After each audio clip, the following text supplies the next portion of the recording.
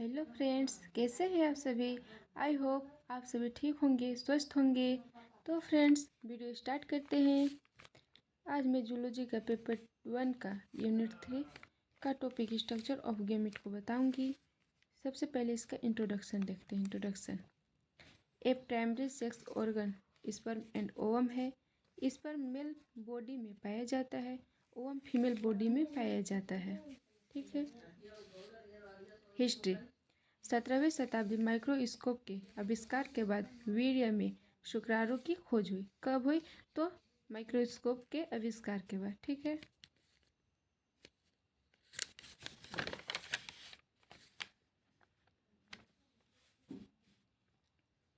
Ovum की खोज लगभग 200 साल पहले जर्मन खोजकर्ता कार्ल अर्नस्ट वान बेयर ने की थी। उन्होंने एक कुत्ते के ओवरी में माइक्रोस्कोप की सहायता से ओवरी की खोज की। किस में की? तो कुत्ते के ओवरी में। सबसे पहले हम स्पर्म को देखेंगे। ठीक है।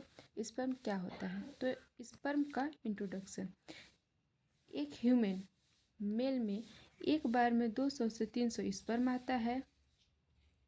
यह अनुमान लगाया गया है कि 60 स्पर्म नॉर्मल शेप में प्रेजेंट होता है और 40 में गतिशीलता होती है। क्या होता है? जो 60 स्पर्म होती है वो नॉर्मल शेप में होती है और जो 40 स्पर्म होता है वो उसमें गतिशीलता होता है। ठीक है। प्रत्येक स्पर्म में क्रोमोसोम की संख्या अगुणित होती है। जो प्रत्येक स्पर्म होते हैं उसमें क्रोमोसोम की संख्या कैसी होती है? तो अगुणित होती है।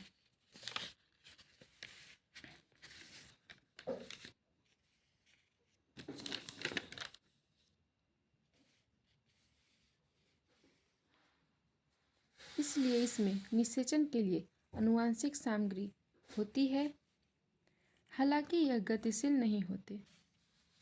ये स्पर्मेटोजेनेसिस से गुजरता है जिसके दौरान यह लंबा हो जाता है और एक पूंछ बनाता है। देखिए पूंछ लाइक स्ट्रक्चर है। पूंछ है इसका।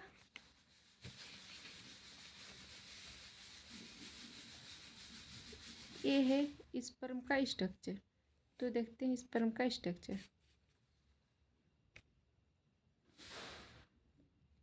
ये जो यहाँ से ये सेंट्रियोल है। सबसे पहले देखते हैं यहाँ एक्रोसोम। ठीक है। एक कैप लाइक स्ट्रक्चर होता है, यह एक्रोसोम पाया जाता है। ठीक है। यहाँ प्लाज्मा मेम्ब्रेन, न्यूक्लियस, यहाँ पे हेड, ये हेड है और ये नेक है। हेड और टेल को जोड़ने का काम किसका होता है? सेंट्रियोल का। ठीक है। सेंट्रियोल की वजह से हेड और टेल आपस में जुड़े होते हैं। ये माइटोकॉन्ड्रिया है। क्या है? तो माइटोकॉन्ड्रिया। जो ये टेल है, टेल में क्या पाया जा रहा है? एक्जाइल फिलामेंट। ठीक है। क्या है? एक्जाइल फिलामेंट, जिसे एक्सोनिमल कहते हैं। ठीक है। क्या कहते हैं? तो एक्सोनिमल कहते हैं। देखिए यहाँ से सेंट्रियोल तक के पार्ट को हेड बोलते हैं और यहाँ से यहाँ तक के पार्ट को मिड पीस, जिसे नेक बोलते हैं। और जो यहाँ से पूरा टेल तक है, इंड पार्ट तक है, इंड तक है ना, उसे इंड पीसेस बोलते हैं। ठीक है। End piece. तो फ्रेंड्स कार्य देख लेते हैं। हेड का क्या कार्य है? ठीक है।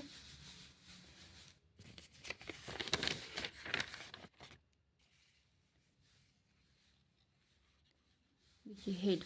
ह्यूमन स्पर्म एक microscopic flagellate and motile gamete होता है। कैसा होता है? तो microscopic flagellate and motile gamete होता है। स्पर्म का पूरी बॉडी प्लाज्मा मेम्ब्रेन से ढका होता है तथा हेड एंड टेल में बना होता है। देखिए स्पर्म का जो पूरा बॉडी होता है वो प्लाज्मा मेम्ब्रेन से ढका है। पूरा प्लाज्मा मेम्ब्रेन से ढका होता है तथा इसमें हेड, नेक एंड टेल से बना होता है। ठीक है। देखिए हेड में दो भाग होते हैं, एक्रोसोम एंड न्यूक्लियस। हेड में कौन कौन से भाग होते हैं? दो भाग होते हैं। कौन कौन से? एक्रोसोम और न्यूक्लियस। देखिए यहाँ है एक्रोसोम, यहाँ और यहाँ न्यूक्लियस। ठीक है।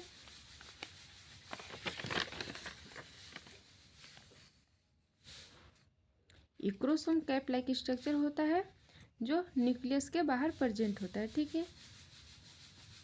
न्यूक्लियस चपटा एवं ओवल शेप का होता है, ठीक है। कैसा होता है? तो चपटा एवं ओवल शेप का।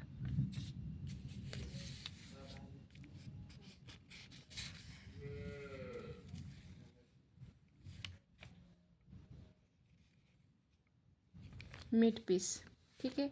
मिड पीस जिसे नेक भी बोलते हैं। नेक बहुत छोटी होती है और हेड एंड टेल के बीच में होता है, ठीक है। नेक क्या होता है? बहुत छोटी होती है। देखिए नेक, ये नेक है, ये बहुत छोटी है और हेड एवं टेल के बीच में प्रेजेंट है, ठीक है।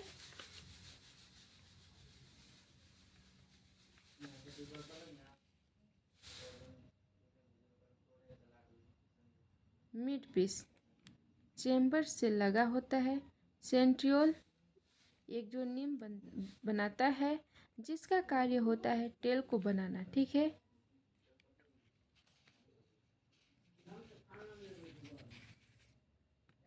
इस मिड पीस में माइटोकॉन्ड्रिया का कार्य होता है एनर्जी देना, ठीक है।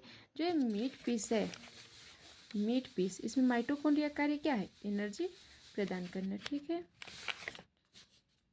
टेल, टेल स्पर्म का सबसे लंबा हिस्सा और पतला होता है।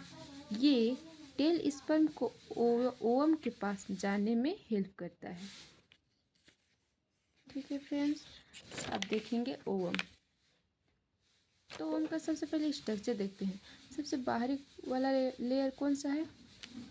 ये corona radiata, second zona pellucida, third vitelline membrane, fourth ooplasm, fifth germinal vesicle और लास्ट में सेंट्रल में न्यूक्लियस, ठीक है।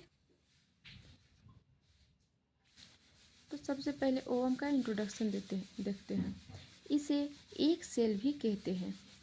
ओवम बहुत सारे अंडाणु को कहते हैं और वह एक अंडाणु को क्या होता है? जो ओवम होता है, जब बहुत सारे अंडाणु होते हैं उसे हम ओवम बोलते हैं। जब एक अंडाणु होता है उसे हम ओवा बोलते हैं। जब फीमेल का बर्थ होता है तो उसका इनफाइनाइट नंबर में ओवम रहता है। क्या होता है? जब फीमेल बर्थ लेती है तो उसका ओवम इनफाइनाइट नंबर में होता है, ठीक है।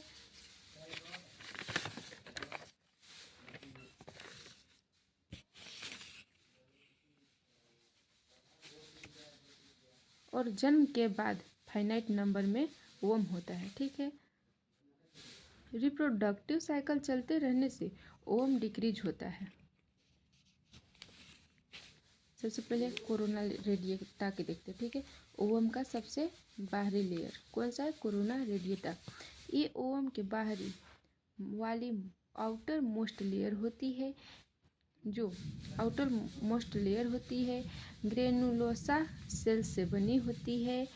ये ओवम को न्यूट्रिशन प्रोवाइड करती है और स्पर्म के एंट्री में हेल्प करती है। ये ओवम को न्यूट्रिशन प्रोवाइड करती है और जो स्पर्म है जब एंट्री लेती है तो उसको उसका एंट्री में हेल्प करता है, ठीक है। जोना पेल्यूसिडा, ये ओवम के आसपास के जेल लाइक प्रोटेक्टिव लेयर होती है, ठीक है। इसका काम सिर्फ एक स्पर्म को अंदर जाने देना होता है, ठीक है। बाकी स्पर्म को रोकना और एक स्पर्म को अंदर जाने देना, ठीक है।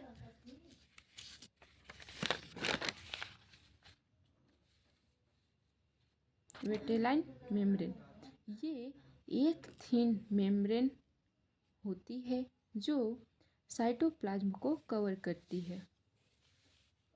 विटिलाइन मेम्ब्रेन क्या है? थिन मेम्ब्रेन होती है और साइटोप्लाज्म को कवर करती है। फर्टिलाइजेशन के टाइम स्पर्म के एंट्री के बाद, फर्टिलाइजेशन के जब समय होता है उसमें स्पर्म के एंट्री के बाद चेंजेस करता है। ये कुछ ऐसा चेंजेस करता है जिससे और दूसरे स्पर्म घुस नहीं सकते, ठीक है। देखिए एंट्री के बाद चेंजेस करता है ताकि दूसरे स्पर्म ना घुस सके। ओप्लाज्म, इसमें एक का सारे सेल्यूलर जैसे माइटोकॉन्ड्रिया, राइबोसोम और जेनेटिक मटेरियल होता है, ठीक है।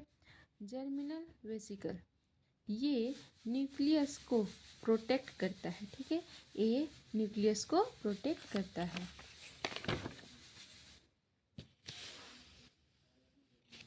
न्यूक्लियस, इसमें फीमेल के जेनेटिक मटेरियल होता है। न्यूक्लियस में क्या होता है?